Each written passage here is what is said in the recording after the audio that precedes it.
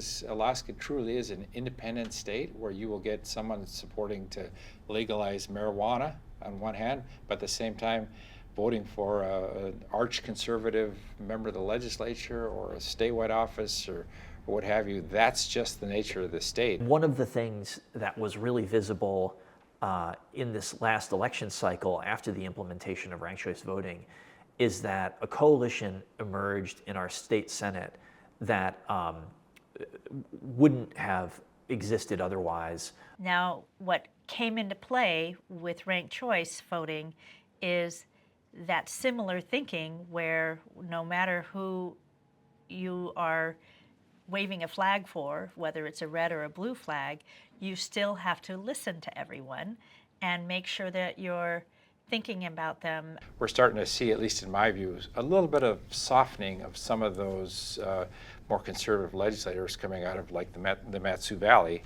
because they have to be in competition possibly with other Republican legislators in the general election, have to rely on moderate, perhaps center left, even Democrats to get across the finish line. What I thought was going to happen is what's happened, which is you have a moderating effect. So that's great. You can moderate people, but that works both directions, right? So unless you are in the value set of that group in the moderate middle, you're in trouble. If you talk to incumbent politicians, they will tell you that they're less concerned about the primary challenge now. You know you know, before the reform, that was in the back of their mind, and that they were thinking not about what do voters in my district want, but what do party primary voters in my district want.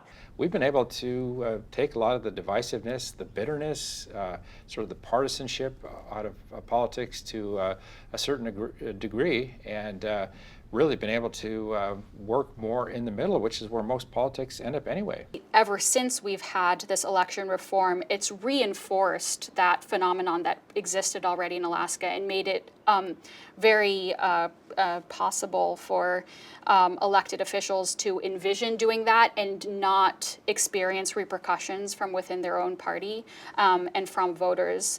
So I think the jury's still out in terms of the across the board sort of impact, but there are signs that it's having an impact in terms of moderating 2 or 3 seats across the state. In fact, you're empowered and inspired to speak with all voters.